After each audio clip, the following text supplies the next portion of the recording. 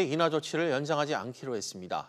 이에 따라 다음 달부터 휘발유와 경유 가격이 오를 것으로 보이는데요. 자세한 내용 취재기자 연결해 알아보겠습니다. 정광윤 기자, 정부가 한시적으로 인하했던 유류세를 원상 복귀할 것 같다고요? 네, 관가에 따르면 기획재정부는 오는 31일을 끝으로 약 10달간 이어져온 한시적 유류세 인하 조치를 더 이상 연장하지 않기로 가닥을 잡았습니다. 다음 달 1일부터 유류세가 원래 수준으로 돌아가면 휘발유가 리터당 58원, 경유가 리터당 41원 비싸지게 됩니다. 오늘 전국 평균 휘발유 가격이 리터당 1,493원이니 유가가 그대로라면 다음 달엔 1,555원 이상으로 오르는 겁니다. 정 기자, 경기 상황이 좋지 않은데 유류세 인하 카드를 접는 이유가 뭐죠? 정부는 유가 상승에 따라 소비가 위축될 수 있다는 우려 때문에 지난해 11월부터 6개월간 유류세를 15% 인하했었는데요. 지난 5월 인하 조치 종료를 앞두고 국제유가가 다시 오르면서 이달 말까지로 재연장하기로 하고 대신 인하폭을 7%로 줄였습니다. 하지만 배럴당 60달러에서 70달러를 오르내리던 두바이유가 이달 들어 50달러대로 떨어진 데다 올해 상반기 국세 수입이 156조 2천억 원으로 1년 전 같은 기간보다 1조 원 줄었습니다. 특히 유류세 인하의 영향을 받은 교통, 에너지, 환경세가 1년 전보다 3천억 원 덜 거쳤는데요. 이와 관련해 기재부 관계자는 경기 상황이 여전히 부진하다는 점도 고민했지만 인하 조치를 계속 연장하기는 어렵다고 판단했다고 밝혔습니다. 지금까지 SBS CNBC 정광윤입니다. 페이스북이 고의로 국내 접속 속도를 떨어뜨렸다는 이유로 방송통신위원회가 과징금 처분을 내렸었는데요. 페이스북이 이에 반발해낸 소송에서 법원이 페이스북 손을 들어줬습니다. 취재기자 연결해 자세한 내용 들어보겠습니다. 오수영 기자. 네, 오수영입니다. 법원이 방통위가 페이스북에 내린 시정명령을 취소하라고 판결했다고요? 그렇습니다. 방통위는 지난해 3월 페이스북이 이용자 이익 저해 행위를 했다고 보고 지난해 3월 과징금 3억 9,600만 원과 시정명령을 내렸습니다. 그러나 페이스북은 이에 불복해 두 달 뒤인 지난해 5월 방통위의 처분을 취소해달라는 소송을 냈습니다. 방통위가 페이스북에 시정명령을 내린 사유는 임의로 사용자의 이용 속도를 떨어뜨렸다는 겁니다.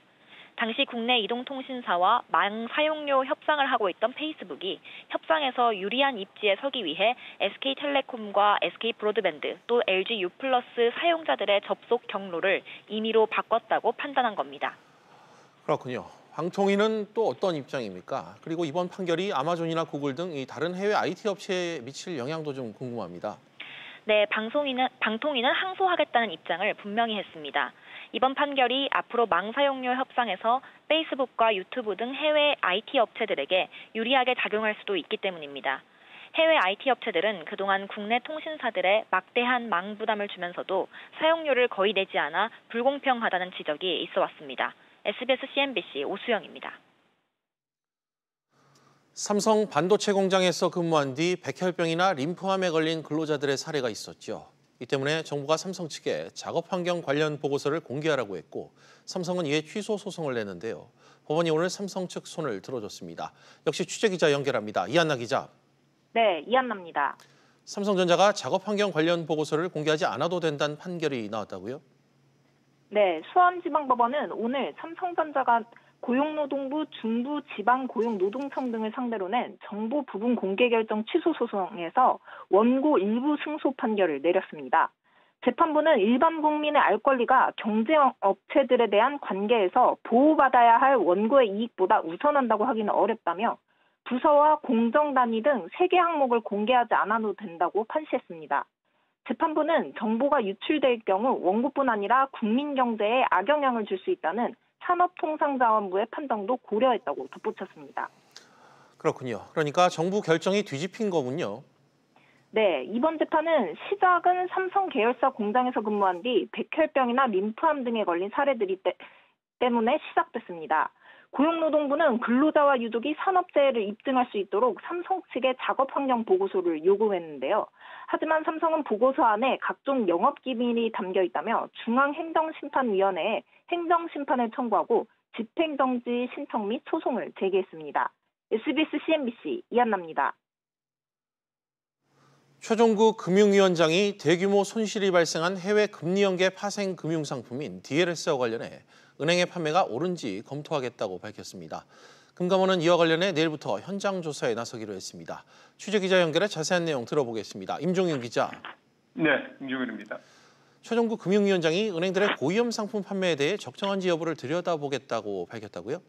네, 그렇습니다. 최종구 위원장은 오늘 국회에서 열린 정부위원회에 참석을 해서 DLS나 DLF와 같은 이런 파생금융 상품을 은행 창구에서 판매할 때 문제가 뭔지, 즉 불안전 판매 여부와 상품을 설계할 때 문제는 없었는지, 또 대규모 손실을 초래한 배경은 무엇인지 등을 살펴보겠다고 말했습니다. 최 위원장은 내일부터 금융감독원이 검사에 착수한다면서 검사 결과를 토대로 종합적인 판단이 필요하다고 견해를 내놨습니다. 최 위원장은 이와 함께 파생 상품은 큰 손실만큼이나 큰 수익을 낼 수 있는 양면성이 있다면서 이번에는 특별한 상황에서 손실이 발생을 했는데 그렇지 않을 때는 투자자에게 기회를 주는 측면도 있다고 덧붙였습니다. 네, 투자자들의 관심은 이 손실액에 대해 배상이 과연 이루어질 것이냐 여부일 텐데 어떻게 지금 예상되나요? 금감원의 조사 결과 최근 금감원에 분쟁 조정을 신청한 가입자들 상당수가 원금 손실이 없다는 은행 측의 설명을 듣고 투자를 결정했다라고 답한 것으로 확인이 됐습니다. 금감원은 이에 따라서 지난 2013년 동양그룹 기업원 불안전 판매 등의 이 과거 사례를 참조를 해서 은행들의 부당한 권유는 없었는지, 또 적합성과 적정성의 원칙을 지켰는지, 또 설명 의무를 다했는지 등을 현장 조사 과정에서 집중적으로 따져 물을 계획입니다.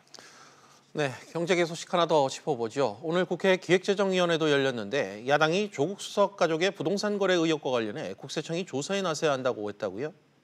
그렇습니다. 오늘 국회 기획재정위원회에서 자유한국당의 추경호 의원은 조국 법무부 장관 후보자의 부인과 조 후보자의 동생 전 부인 간의 부동산 거래에서 증여세를 탈루한 의혹이 있다면서 국세청이 조사에 나서야 된다고 주장했습니다.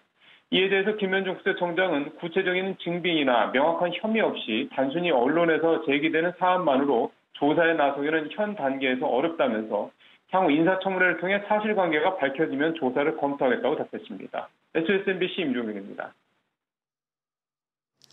저소득층의 소득은 제자리인 반면 이 고소득층의 소득은 늘어나면서 소득 양극화가 역대 최악을 기록했습니다. 이 가운데 가계부채 규모도 1,500조 원을 돌파하면서 사상 최대를 기록했습니다. 정인아 기자가 보도합니다.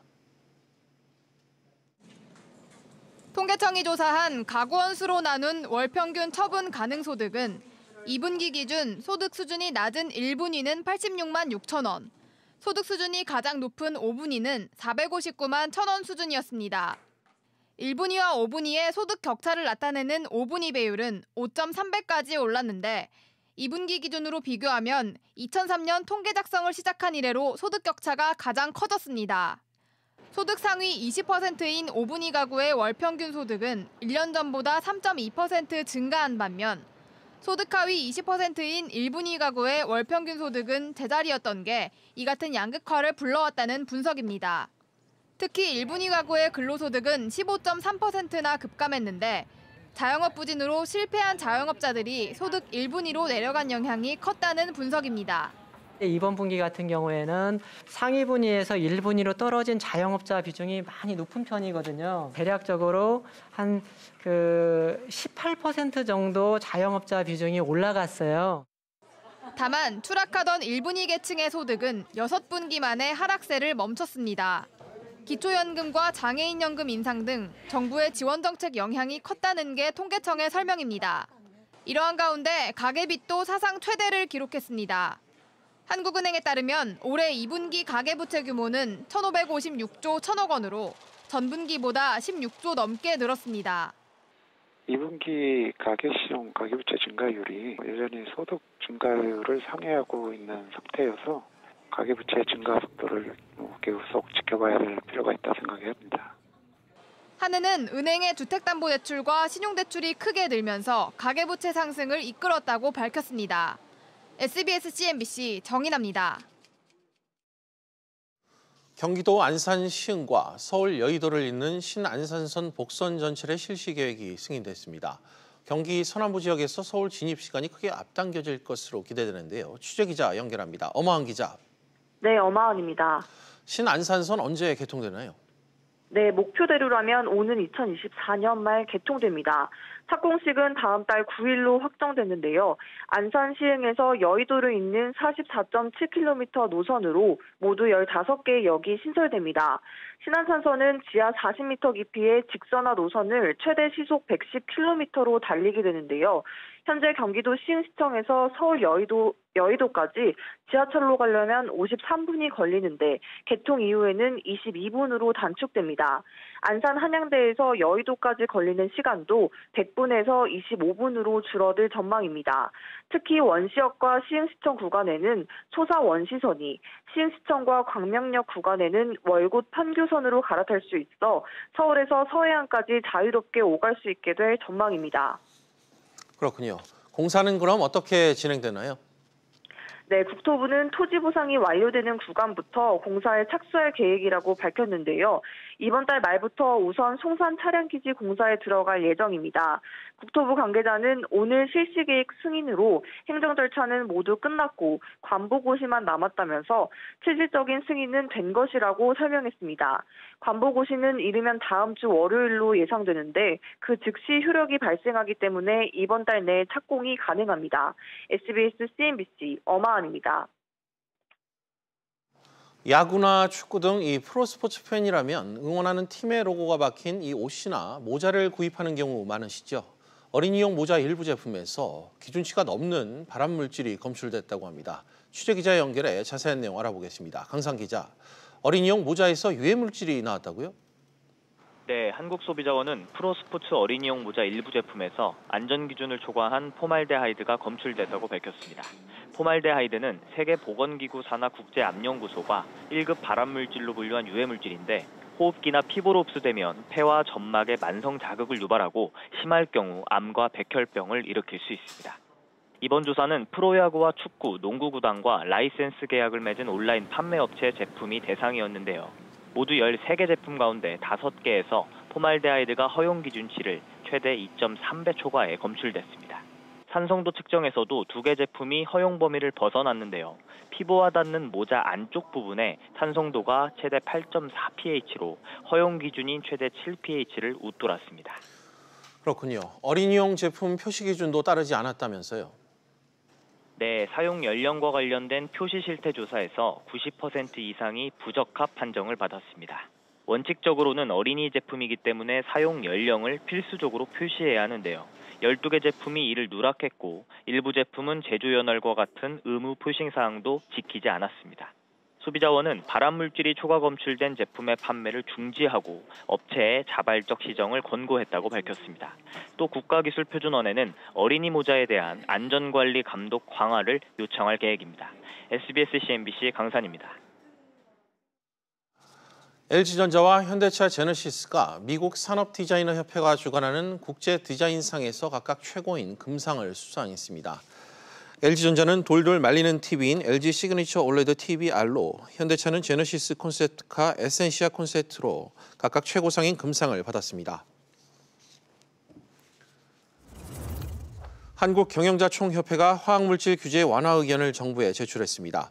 경총은 우리나라의 소재 부품 산업 구조를 개선하기 위해 주요 업종별 기업을 대상으로 실태조사를 진행한 뒤 화학물질 규제 개선 건의 과제 27건을 제출했습니다.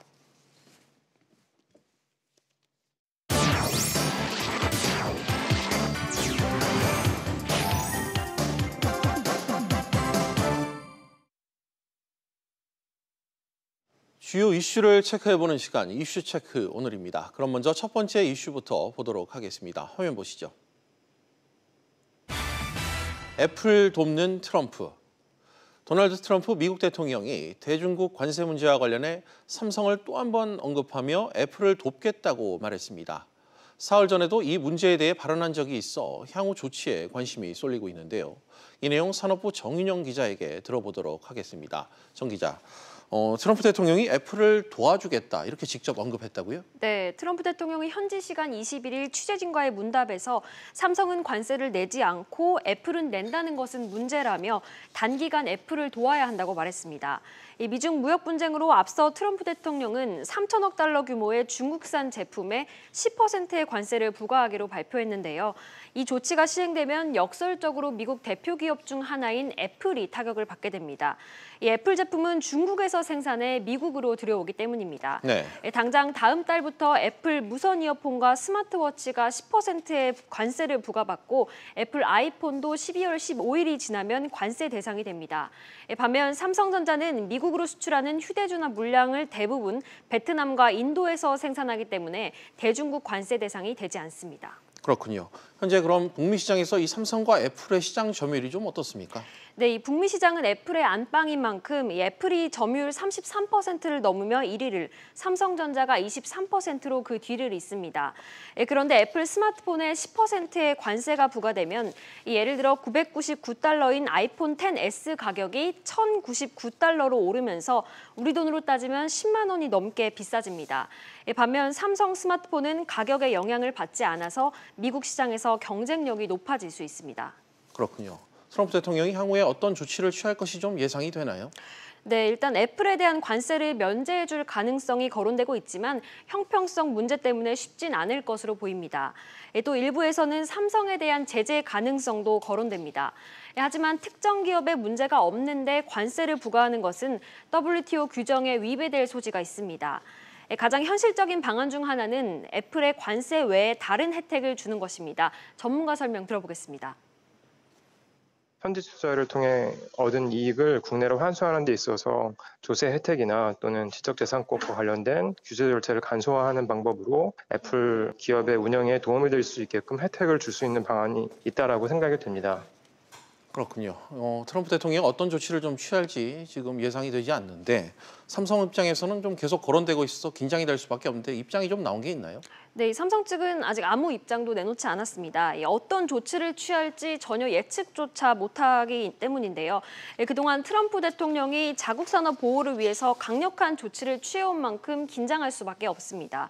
지난해 수입산 철강에 고율의 관세를 부과한 바 있고 자국 가전업체 월풀의 요청으로 한국산 세탁기에 대한 세이프가드를 발동한 적도 있습니다.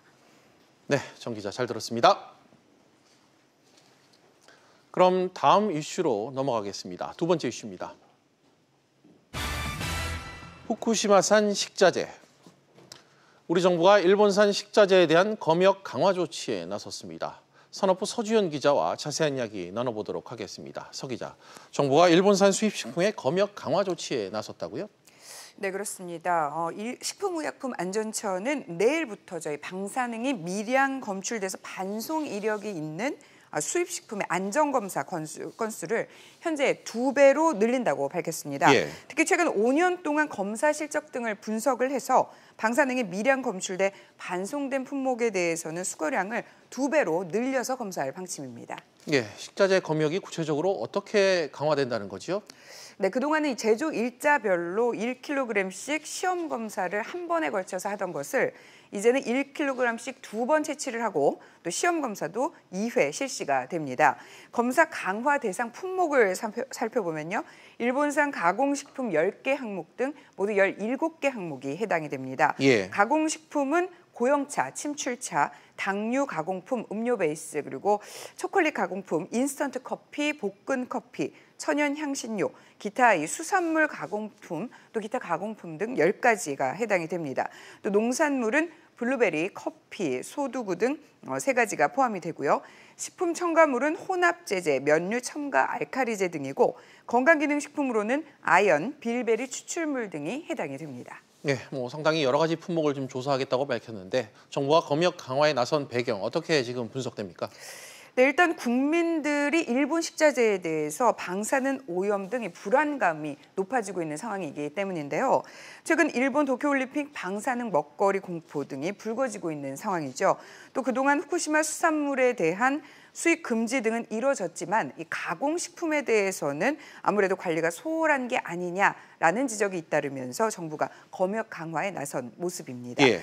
특히 일본 식자재 검역 강화는 최근 일본의 경제 보복에 대한 맞대응의 카드로도 활용이 가능하다라는 분석이 나오고 있습니다. 그렇군요.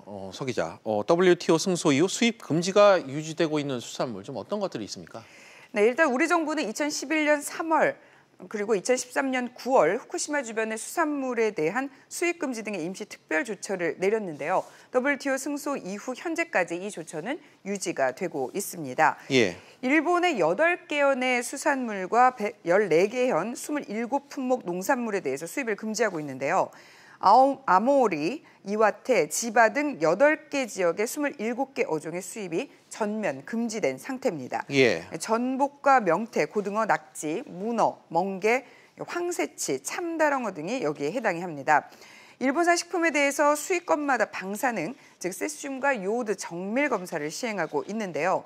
검사 결과에서 방사능이 극미량이라도 검출이 되면 추가로 플루토늄 등 17개 기타 핵종 검사 증명서를 제출하도록 하고 있습니다. 예. 지금까지 증명서를 제출한 사례는 없이 모두 반송 조치됐다고 합니다. 그렇군요. 이제 곧 있으면 추석 명절이 다가오는데 검역을 좀 어떻게 강화할까요? 네, 식약처는 제수용 또 선물용 수입식품의 안정성 확보를 위한 검역을 강화한다고 밝혔는데요. 지난 19일부터 오는 30일까지 수입 통관 단계에서도 정밀 검사를 강화하고 있습니다. 수입검사 강화 대상은 고사리, 밤 등 농산물 7개 품목과 포도주, 건어포 등 가공식품 5개 품목, 그리고 프로바이오틱스, 프로폴리스, DHA 함유 유지 등 선물용 건강기능식품 5개 품목이 해당됩니다. 네, 서 기자 잘 들었습니다. 네, 이제 마지막 이슈 확인해 보겠습니다. 세 번째 이슈입니다. 한국금융지주 3세 경영 시동. 김남구 한국금융지주 부회장의 장남 한국투자증권에 입사했다고 합니다. 김 부회장에 이어 한국금융지주의 3세 경영이 본격화된 게 아니냐는 해석이 나오고 있는데요. 경제부 김성현 기자와 이 내용 짚어보겠습니다. 김 기자. 네. 김남구 한국금융지주 부회장 장남이 한국투자증권으로 출근을 했다고요? 네, 그렇습니다. 김 부회장의 장남인 김동윤 씨는 어제 한국투자증권의 강북센터 지점에 발령을 받고 근무를 시작했는데요. 이 본사가 아닌 영업지점으로 평사원으로 출근하게 된 겁니다. 김동윤 씨는 영국 워릭대를 나와서 지난 4월 해외 대학 졸업자를 대상으로 한 신입사원 공개 채용에 지원해 합격을 했는데요. 영업지점 평사원으로 배치된 것은 김남구 부회장의 현장 경영 원칙이 작용한 것 아니냐 이런 해석이 나오고 있습니다. 네. 김 부회장 역시 지난 1991년 한신증권, 과거 동원증권 코스모스 지점에 입사를 해서 2세 경영을 수업을 받은 바가 있습니다. 김 기자. 아들 같은 경우 이 김 부회장과는 조금 다른 행보를 보이고 있다고요? 네, 그렇습니다. 보통 이 김 부회장의 젊은 시절인 이 김 부회장의 젊은 시절에 아버지는 김재철 동원그룹 명예회장의 지시로 대학교 4학년 때 원양 어선을 탔었는데요. 예. 아무래도 밑바닥부터 경험하게 하며 혹독하게 경영 수업을 받은 셈입니다. 보통의 2세 경영 수업이 간부급 임원부터 시작된다는 점을 고려한다면 굉장히 이례적인 일이라고 볼 수 있는데요. 반면 김 씨는 학생 시절 방학을 이용해서 동원 FMC 참치 공장의 현장 경영 수업을 받고 카카오 등에서 인턴 경험을 쌓은 것으로 알려졌습니다. 김 기자, 그렇다면 이 3세 경영 승계가 좀 본격화됐다 이렇게 좀 봐도 될까요? 네, 일단은 3세 경영이 본격화됐다기보다는 3세 경영을 준비하기 위한 움직임이라고 볼 수 있겠는데요. 예. 한국투자증권은 한국금융지주의 핵심 계열사입니다. 증권은 모기업 한국금융지주가 지분 100%를 보유하고 있는데요. 예. 김 부회장은 한국금융지주 지분 20.23%를 보유한 최대 주주입니다. 김 부회장이 아직 56세로 젊은 나이라는 점을 감안한다면 아직까지 본격적으로 3세 경영을 하기보단 시간을 두고 천천히 승계를 할 것으로 예상됩니다. 네, 김 기자 잘 들었습니다. 페이지 플러스 계속해서 오후 토론으로 이어가겠습니다. 오후 토론은 시청자 여러분들도 유료 문자 100원으로 의견 보내주시면 실시간 토론에 참여하실 수 있습니다. 샵 3698번으로 많은 참여 부탁드리겠습니다.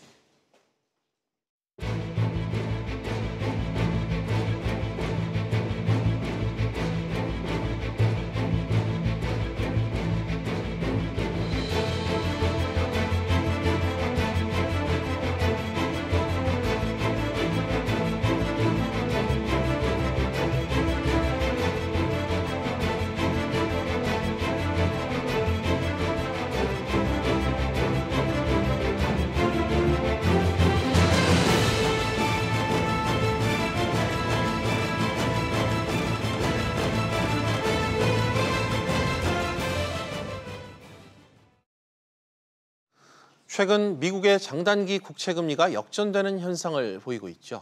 물론 이런 사례는 미국뿐 아니라 여러 나라들이 겪고 있고 우리나라 역시 현실화될 가능성이 점차 높아지고 있습니다. 문제는 이런 현상이 금융시장을 흔들고 글로벌 경제에 불황의 그늘을 안길 수 있다는 점입니다. 가뜩이나 이 어려운 우리 경제엔 우려의 목소리가 더 커지고 있는데 갈수록 짙어지는 이 소득 양극화와 또 가계비 부담 문제는 이 같은 부담을 더 가중시키고 있습니다. 오늘도 두 분의 전문가 모시고 관련 내용 이야기 나눠보겠습니다. 김태기 단국대 경제학과 교수 그리고 최양호 한국외대 경제학과 교수 나오셨습니다. 두 분 어서 오십시오. 네, 반갑습니다. 네. 먼저 최 교수님, 연준의 그 FOMC의 지난달 의사록이 공개가 됐는데 이 내용부터 좀 우선 짚어주시죠. 이게 굉장히 중요한 사건인데요. 지금부터 9월 17일까지 몇 가지 사태가 있습니다. 그러니까 이제 연준 의사록이 나왔고요. 예. 23일날 이제 연준 의장이 이제 잭슨홀에서 얘기를 하고 우리나라가 8월 30일날 금통위에서 금리를 정합니다. 예. 그리고 미국이 9월 17일날 또 FOMC에서 금리를 또 정하거든요. 네네. 요 네 가지의 사건이 지금 앵커께서 지적하신 전 세계적인 통화의 흐름을 정하는 거기 때문에 굉장히 중요한 역할을 하는데요. 이번에 나온 걸로 봐서는 예상했던 대로 금리 인하의 사이클에 들어가지 않았다는 것을 확정적으로 회의록에서 지금 밝혔습니다. 예. 그러다 보니까 시장에서는 이거 아닌데 이거 좀 더 세게 나가줘야 되는데 더 많이 인하를 해야 되는데 이런 부분들을 얘기했는데요. 조목조목 말씀을 드리면 경기 국면 중간에서의 정책 조정이다. 그러니까 금리 인하 사이클 시작이 아니다. 그리고 미리 정해진 코스에 따라서 앞으로 금리 인하하는 것은 아니다. 그러니까 지표를 더 보겠다는 얘기고요. 그다음에 이 위원들이 굉장히 동의적으로 추가적인 금리 인하를 계획하고 있는 것을 이 시장이 알도록 하는 것에 대해서는 좀 저항감이 있었다. 그래서 보니까 결과적으로 지난달에 이제 금리 인하를 했습니다마는 2명이 반대한 걸로 그렇게 나오다 보니까 지금 제로 금리가 거의 가까운 상황에서 경기 부양책을 시행하는 것이 이런 금융시장과 다른 문제를 야기할 수 있다는 결론을 가진 회의록이 나오다 보니까 시장에선 반응이 좀 안 좋네요. 말씀하신 대로 추가 인하 기대감이 분명 있지만 FOMC 연준에서는 선을 좀 다소 긋는 그런 모습을 좀 보였다는 것을 지적을 해주셨습니다. 다음은 김 교수님께 여쭙겠습니다. 최근 이 금융시장이 그 이른바 아래 공포라 그러죠. 휘청이고 있는 그런 상황입니다. 실제 의사록이 지금 이렇게 공개된 뒤에 장단기 국채금리 역전 현상이 장중에 또 발생했는데 좀 이 현상을 어떻게 요즘 보고 계십니까? 기본적으로 장기금리가 말이죠. 10년 있다가 이제 내는 금리랑 지금 당장 내는 거랑 우리가 오래 놔두면 금리 좀 올라갈 거라 생각하는 게 정상이죠. 장기금리가 단기금리보다 높아야 되는데 거꾸로 된 거예요. 왜 그러냐면 지금 굉장히 어려워 보이는데 그래서 사실은 장기 국채를 막 사들이니까 수익률이 떨어져서 금리 떨어지는 거거든요. 그게 지금 어떻게 보면 지금 미국뿐 아니라 지금 우리도 비슷한 문제를 가지고 있는데 근데 연방준비은행에서 뭐라 그러냐면 그거 별거 아니야. 이렇게 이야기를 하니까 시장은 뭐라 그러냐면 우리도 굉장히 걱정돼 죽겠어. 세계 경제가 굉장히 지금 위축되고 있어. 지금 이런 어떻게 본다면 시장과 연방준비은행이 서로 다르게 이제 보고 있는 그런 문제입니다. 사실은 지금 이번에 연방준비은행은 이 문제에 대해 가지고 별거 아닌 걸 생각하는데 사실 심각한 문제입니다. 1978년부터 지금까지요. 그러니까 장기금리랑 단기금리랑 서로 역전이 되는 그게 한 5번 있었는데요. 그 5번마다 매번 2년 내에 경기 침체가 온 겁니다. 그 경기 침체라는 게 뭘까요? 실업이 막 발생하고 그리고 사실은 특히 어려운 사람들 굉장히 더 어려워지는 이게 경기 침체거든요. 그래서 사실 이 문제에 있어 가지고 굉장히 심각한 데 비해서 연방준비은행은 심각하지 않은 거에 대해서 시장은 그렇게 답을 한 겁니다. 알겠습니다. 과거 장단기 금리가 역전됐을 때마다 그 이후에 경기 침체가 수반됐었다. 이런 지적을 또 이번에도 이런 현상을 쉽게 넘어가서는 안 된다. 이렇게 좀 지적을 해주셨습니다. 최 교수님, 일단 아까 조금 전에 향후 벌어질 그 주요 금융 일정을 좀 짚어주셨잖아요. 일단은 23일에 있을 잭슨홀 미팅에 관심을 좀 가져야 된다는 금융계 안팎의 시선들이 많습니다. 파월 연준 의장이 연설을 통해 좀 시그널을 보낼 것이라고 보시나요? 지금 이제 두 가지 딱 시나리오가 있는데 첫 번째는 뭐냐면 이러한 경기 침체의 전조 현상을 보고서 연준에서 할 수 있는 거 다 하겠다. 그건 시장이 바라는 거고요. 그 다음에 하나는 그게 아니라 굉장히 뭐 애매모호한 방향성만 얘기하는 부분인데 사실 뒤쪽에 지금 더 방점이 찍히고 있습니다. 지금 김대희 교수께서 쭉 얘기를 해주셨습니다만은 지금 연준의 과거 의장들이라든가 연준 전문가들은 뭐라고 얘기하냐면 1918년부터 5번째 했지만 지금은 2008년부터 경제학에서 비전통적인 방법이 양적 완화로 이루어진 거기 때문에 그때하고 지금은 다르다. 따라서 이게 지금 수주 내지 수개월 가야지만 이것을 정확한 신호로 받아들이기 때문에 아직은 내릴 부분이 없다. 근데 이제 사실 트럼프가 얼마나 지금 연준 특히 이제 제롬 파월 의장을 지금 압박을 하고 있지 않습니까? 중국보다 더한 적은 연준이다. 1% 연내 금리를 내리고 양적 완화 다시 하라.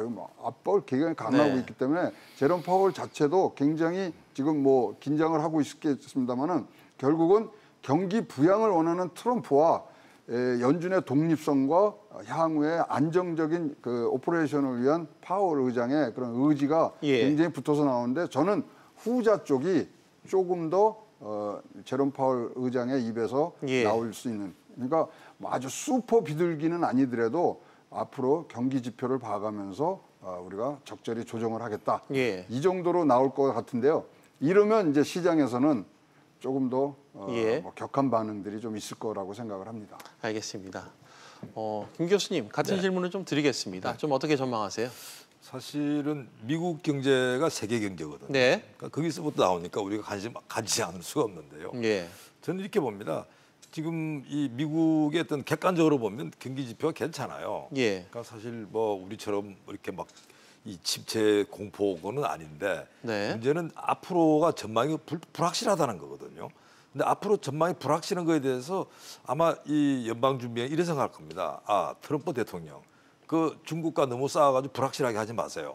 그러니까 어떻게 보면 경제의 불확실성 제거하는 부분은 연방준비은행의 몫이 아니고 트럼프 대통령 당신 자신이 경제를 불확실하게 만드는 거니까 사실 아마 이 문제에 있어 가지고는 제가 볼 때는 연방준비은행이 자기 나름대로 이 스탯을 가져가지 않을까. 단 하나 예는 뭐냐 한다면 예를 들어 가지고 지금 중국을 비롯해서 유럽 경제 다 지금 막 내려앉아요. 그럼 세계 경제 전체를 미국이 고민해야 될 시점. 현재는 미국 경제만 가지고는 그렇게 고민할 이유가 없다는 거죠. 이 정도면 충분히 좋아. 근데 세계 경제가 지나치게 나빠서 그게 미국 경제에 안 좋은 영향을 미칠 것 같으면 그때서는 제가 볼 때는 연방준비은행이 생각을 좀 바꿀 수 있지 않을까. 여전히 제가 볼 때는 그분의 머릿속에는 아니 세계 경제에 전부 불확실성 가져온 장본인이 누군데 바로 트럼프 대통령 아니냐는 거죠. 본인의 정책적 스탠스를 좀 지키면서 그렇습니다. 조심스러운 왜냐하면 연방준비의 독립성이 있는 거거든요. 이 정도 미국 경제가 이 상황이라면 구태여 지금 금리를 추가적으로 그렇게 막 내릴 이유가 없다고 보는 겁니다. 지금 오직 문제는 지금 미중 무역 전쟁이나 세계 경제 불확실성인데 이 많은 부분들은 트럼프 대통령한테 기인한다고 보고 있을 겁니다. 알겠습니다. 근데 재미난 게요. 지금 워싱턴이나 월가에서 뭐냐면 트럼프하고 파월 의장하고가 짜고 치는 고스톱을 하고 있다는 얘기예요. 뭐냐면 지금 재정 적자가 무지무지하게 났습니다. 감세도 해야 되고 또 재정 지출이 많아지고 그다음에 내년도에 이제 선거하려고 그러면 2조 달러 SOC 지금 투자가 있지 않습니까? 그러면 국채 발행을 무지무지하게 해야 되는데 그렇다면은 몇 년 후에는 그러니까 단시간에 1년 후에는 양적 완화가 필수적인데 그때는 제롬 파월이 도와주지 않으면 안 되는데 지금부터 막 사이좋게 가면은 한쪽으로 몰리니까 선명성 이 싸움을 하고 있다.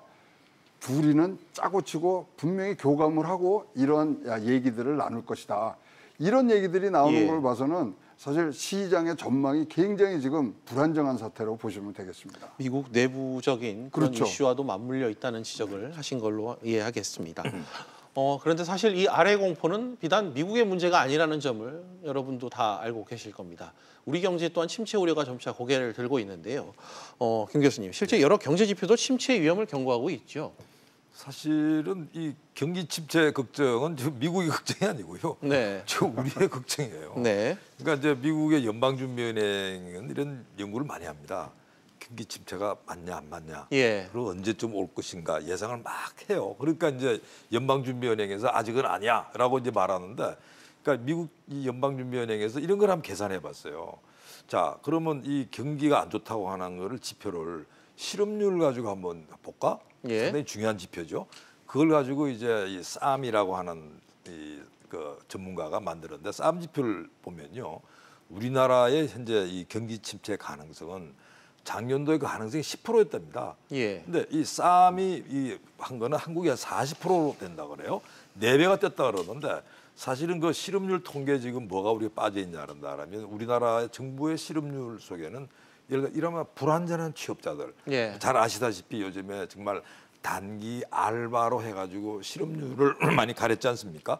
만일 그까지 가게 되면 제가 봤을 때는 지금 뭐 이 경기 침체 가능성은 미국 연방준비은행 기준의 4배가 아니고 그보다는 훨씬 높다고 보는 거고. 공식 지표상에 드러나지 않은 위험 요소도 볼 필요가 그렇습니다. 있다는. 그렇습니다. 그러니까 사실은 예를 들어 미국의 실업률 통계와 우리랑 통계가 좀 다르기 때문에 그 말씀드린 거고요. 그다음 실제로 우리한테 피부로 오는 거는 뭐냐 그러면 미국과 똑같이 장기 국채, 그다음에 우리 1년짜리, 3년짜리 단기 국채의 금리를 비교했더니 거의 비슷한 거예요. 차이가 거의 안 납니다 지금.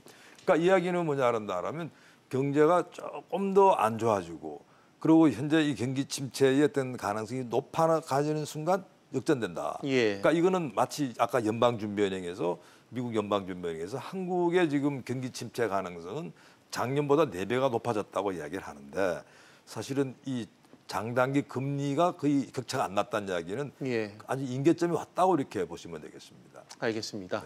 금리도 우리 경제의 그런 진단을 할 수 있는 요인 중에 하나라는 점을 지적을 함께 해주셨습니다. 최 교수님, 이뿐만 아니라 독일 등 이 주요국의 마이너스 성장, 또 여기에 미중 무역 분쟁, 일본의 수출 규제, 또 최근에 홍콩의 대규모 시위, 뭐 최근에 불거진 동시다발적인 이 변수 또한 우리 경제에 상당히 부담 요인이긴 하잖아요. 네, 지금 아주 정확히 잘 지적을 해주셨고요. 거기다 플러스 우리 반도체 경제가 지금 뭐 경기가 부진하지 않습니까? 거기다가 뭐 지금 미국이 122개월 지금 뭐 확장기에 들어갔다 122개월이면 이제 꺾일 때가 됐거든요. 그래서 미국발 경제 침체의 우려 그리고 중국 경제랑 사실 우리나라 경제 굉장히 동조화돼 있는데 이런 부분들이 지금 같이 삼각파도로 오고 있는데 그러다 보니까 지금 다른 나라들은 굉장히 선제적으로 열심히 합니다. 예를 들어서 뭐 호주, 인도, 말레이시아, 필리핀, 터키 이런 데는 뭐 미국이 금리 내리기 전에 먼저 내려서 선제적으로 딱딱 맞고 있는데 저희는 지금 뭐 눈에 띄게 지금 이런 부분들에 대해서 심각하게 고려하는 부분들이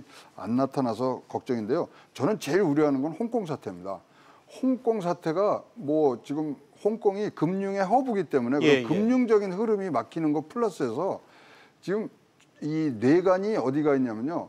우리가 이제 DLS나 뭐 이런 것들 그다음에 뭐 ELS 많이 얘기를 했지 않습니까? 2%에서도. 근데 홍콩 H 지수에 걸려 있는 ELS가 42조입니다. 우리나라에서. 그게 깨지면 이것이 촉발하는 금융계의 충격이 우리나라에 그대로 온다 하면은 이건 진짜로 뭐 지금 조금만 건드려도 휘청휘청하는 분위기에서 이런 큰 파도가 올 수 있기 때문에 홍콩 사태 굉장히 지금 두려움을 갖고서 지켜보고 있습니다. 홍콩 H지수 등을 기초자산으로 해서 만든 금융상품도 ELS가 상당히 거기 42조가 들어가 있어요. 이게 뭐 8천억 이하 수준이 아닙니다. 따라서 이 문제는 홍콩 부분들은 진짜 평화적으로 잘 끝나야 될 거고 어떤 식으로든지 빨리 안정화가 돼야 되는 것은 경제적으로 뭐 입장에서 봤을 때는 굉장히 중요한 일이라고 보여집니다. 홍콩 사태를 이 금융시장에서 또 잠재적인 위험 요인이다. 그 근거를 또 따로 지적을 해주셨습니다. 김 교수님, 또 이달 말이죠. 한국은행이 금융통화위원회를 개최합니다. 현재로서는 이 8월 기준금리 인하가 어렵다는 전망에 다소 무게가 지금 실리고 있죠.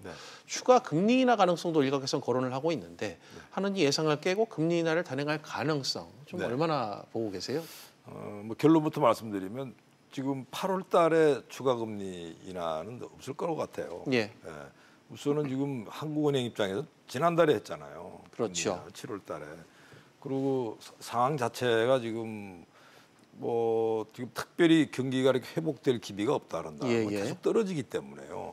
그렇다면 지금 뭐 지난달에 금리 인하 또 8월 달에 금리 인하 그럼 앞으로 어떻게 하겠어요? 그래서 사실은 이 정책이라고 하는 게 미래를 대비하는 이런 면이 있거든요. 네네. 지금 당장의 경기 부양도 중요하지만 이거보다 더 떨어졌을 때는 그걸 어떻게 할 거냐에 대한 그에 대한 한국은행 총재는 고민을 해야 되는 거고 그래서 사실은 지금 추가 금리 인하 가능성은 8월은 적어도 없다.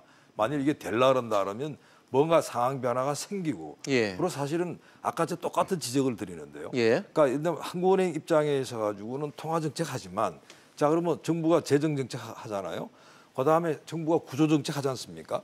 그러니까 예를 들어 가지고 한국은행 총리 그만할 수 있죠. 재정정책 저 좀 잘 쓰세요. 재정 확장 좋습니다. 그러니까 통화정책 부담 너무 주지 마세요. 이런 얘기를 할 수 있습니다. 왜? 막 금리 막 내리는데요. 만일 가계부채가 지금도 뭐 그냥 어마어마 1,500조가 넘는데 그럼 뭐 나중에 이거 뒷감당 어떻게 할 거냐 문제는 한국은행 총리는 자기 책임감을 느끼죠. 그래서 제가 볼 때는 당장 하지 않을 거다. 알겠습니다. 뭐 가계부채 문제가 나와서 얘기인데 만약 가계부채 증가세마저 다시 속도를 높인다면 금융 불안정성은 더욱 높아질 수밖에 없을 것 같습니다. 마침 하느니 가계부채 변화를 가늠할 수 있는 2분기 가계신용잠정치를 이번에 발표를 했죠. 최 교수님, 가계부채 증가세는 다소 주춤을 했습니다.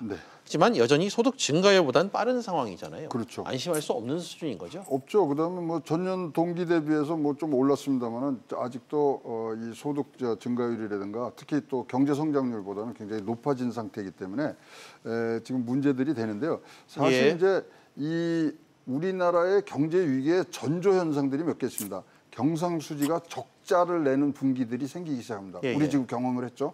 그다음에 한화, 이 원화가 굉장히 약세가 됩니다. 그리고 나서 일어나는 것이 외국 자본의 한국 엑소더스 탈출이거든요. 지금 원화 약세까지 지금 와 있는 상황이기 때문에 지금 가계부채 증가라든가 특히 이제 뭐 금리 이런 문제에 어떤 큰 어떤 우리 생각에 미치는 정책적인 그런 모습이 안 보이면 지금 그 방식대로 그 수식대로 지금 가고 있기 때문에 현재 안심할 수준은 아닌 것 같고요. 사실 이제 가계부채 증가세에 대해서 뭐 굉장히 많이들 걱정을 하시지만 또 다른 한편으로는 2,200조에 정말 1,700조에 1,556조의 가계부채가 있습니다만 우리나라 전체 금융 자산으로 봐서는 2,200조 정도의 또 자산이 있기 때문에 전체 뭐 우리 평균적으로 내면은 가계 부채 아직은 그렇게 우리가 뭐 걱정할 수는 있습니다만 조금 여력은 아직 있다고 생각을 합니다. 알겠습니다. 가계의 그 실물 경제 동향을 또 가늠해 볼 수 있는 중요한 지표죠. 가계 동향 자료도 좀 나왔습니다. 김 교수님, 가계 동향 이 소득 부문을 봤을 때 이번에 1분위와 5분위의 소득 격차가 역대 최대로 벌어졌다고 하던데요. 좀 어떤가요? 정말 심각하다고 생각해요. 5.3배라 그러면요. 지금 우리나라에서는 지금 역사상 처음 보는 숫자입니다. 소득 격차. 그렇게 벌어지는데요. 사실 지금 이번에도 내용을 보면요, 가장 소득 수준이 낮은 계층을 우리 1분위라고 부릅니다. 1분위 계층에 일해서 버는 소득, 근로소득이요, 무려 15%가 빠질 거예요. 이제 그걸 어떻게 보전했냐면 정부가 이제 다른 보조금 줘가지고 그걸 우리 이전 소득이라고 그러는데 그걸 9% 올라가서 그래서 그냥 현상 유지하는데 상쇄시켜왔던 없고요. 근데 반면에 제일 소득 계층이 높은 계층을 우리가 5분위라고 그럽니다. 이 5분위 소득은요, 전체 소득이 한 3% 늘었어요. 근데 일해서 버는 소득은 4% 늘었습니다. 4%가 뭐 이렇게 많아? 그게 아니고요. 사실은 예를 들어 1,000만 원이 10% 늘면 100만 원 늘죠. 100만 원짜리가 10% 늘면 10만 원 늘는 겁니다. 격차 더 벌어진다는 거죠. 그래서 사실은 지금 어떻게 보면 우리가 듣고 싶은 거는 사실 이 1분위 가장 저소득 계층의 소득이 쭉쭉 올라가고 그다음에 좀 고소득 쪽에 있어 가지고는 좀 차라리 그대로 제자리하는 게 훨씬 나라 전체로 보면 건전한 건데. 바람직한. 지금은 오히려 완전히 거꾸로 돼 있으니까 도대체 그러면 이 정부가 누구를 위해서 일해야 되느냐? 정부가 가장 기본적인 부분들은 어려운 사람들 옆에 있어야 되는 거거든요. 근데 어려운 사람들은 뭐 그냥 일자리가 없어져 가지고 뭐 근로소득이 떨어지고 그다음에 뭐 일자리 튼튼한데 아주 이런 데 있는 사람들은 소득이 쭉쭉 올라가고 사실은 이 이번에 통계를 이제 보면서 저는 야 이제는 우리가 진짜 정부가 도대체 우리한테 뭔가에 대해서 한번 고민해야 된다 이런 생각이 들었습니다. 격차가 역대 최대로 벌어진 것에 대한 여러 가지 좀 의미를 담고 있다는 지적을 해주셨습니다. 최 교수님, 이 저소득층 얘기 말이 나와서 그런데 이번에 뭐 오늘 보도된 내용을 봐도 그렇고 저소득층 수입이 정체되고 있는 배경에 뭐 자영업자의 몰락을 지적하는 상황들이 좀 많은데 경기 상황 또 고용 여건 이런 부분과도 모두 맞닿아 있는 부분인 맞습니다. 거죠. 지금 뭐 정확히 지적을 해주셨는데 근로소득이 지금 뭐 18.5% 빠졌기 때문에 그렇다면 일자리가 없거나 52시간 때문에 일할 시간이 떨어졌거나 전체적으로 우리가 평균을 내보니까 2.5시간 정도의 시간이 떨어지고요. 일자리 뭐 없어진 건 뭐 말도 못하고요.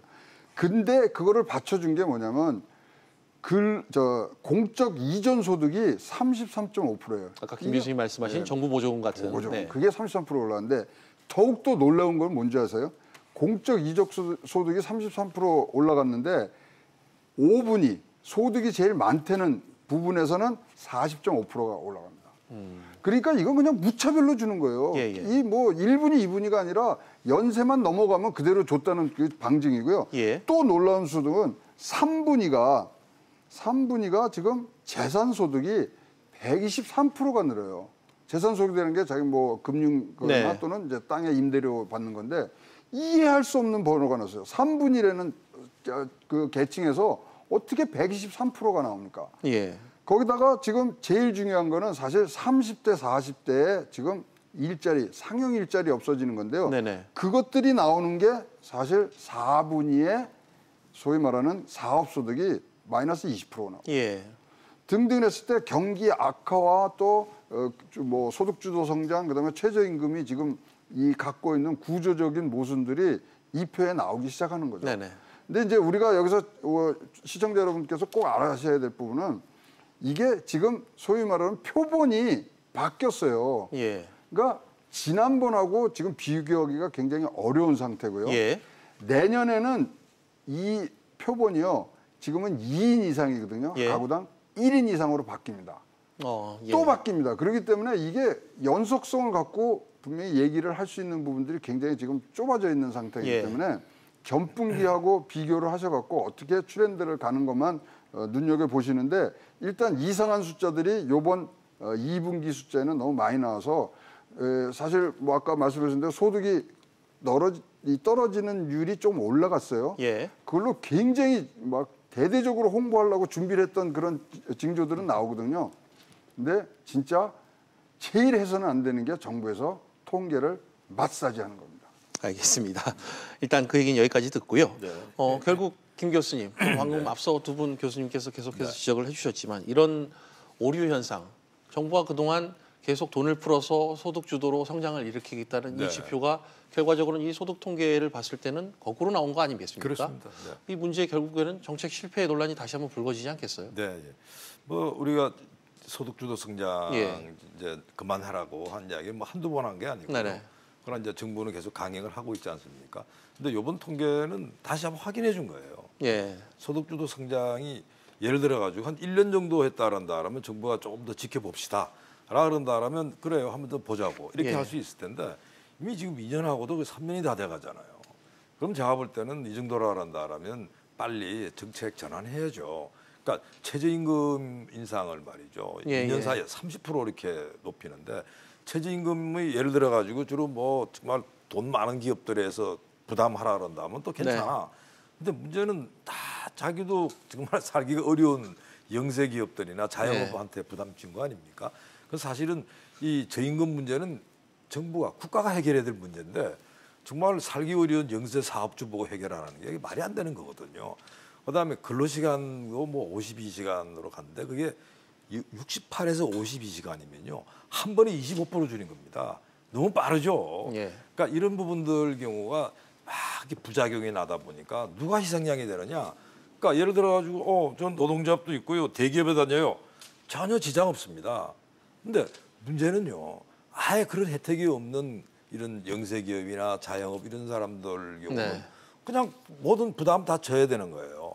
그러니까 사실은 가장 어려운 계층이라고 봐야 되는데 그 계층한테 부담을 지우는 이런 부분들이니까 사실 정의롭지 못한 거고요. 또 정책적으로 봤을 때도 우리나라의 이 고용 구조가 특이합니다. 자영업, 그다음에 4인 이하 영세기업들 비중을 합치면요. 우리나라 근로자 2명 중에 1명이 거기서 일합니다. 그러니까 다른 나라랑 굉장히 달라요. 그러니까 이런 말 300인 이상 그래가지고 대기업 여기 일하는 사람이 10명 중에 1명이 안 됩니다. 그러니까 우리의 노동시장 현실을 제대로 알고 소득주도 성장해야 된다 이런 말씀드립니다. 알겠습니다. 최 교수님께는 끝으로 정책 보완 과제 부분을 좀 여쭙겠습니다. 진단이 좀 나왔잖아요. 네네. 어떻게 좀 해결해야 될까요? 좀 전체적으로 뭐 100% 동의합니다. 왜냐하면 우리 노동시장의 이중구조라든가 노동시장의 개혁 없이는 모든 게 안 됩니다. 지금 뭐 보시면 우리나라 지금 이 통계 지표가 나오는 거는 간단하게 4자로 정리하면 수소불이거든요. 수출이 잘 돼야 소득이 늘어나고 이게 같이 가는 거거든요. 그렇다면은 지금 소득주도 성장의 악순환이 노동비용 상승하는 이런 부분들의 고리를 깨줘야 되고요. 어쨌든 간에 새로운 노동계의 생산성, 국가의 경쟁력을 높이는 그런 개혁이 일어나지 않고서는 우리는 여기서 계속 이 쳇바퀴 돌듯이 돌 수밖에 없는 그런 상황이라고 보여집니다. 알겠습니다. 여러 가지로 아쉬운 점이 많이 묻어나는 언급들을 좀 해주셨습니다. 시간 관계상 오늘 두 분 말씀을 여기까지 듣도록 하겠습니다. 오늘 두 분 나와주셔서 고맙습니다. 네, 감사합니다.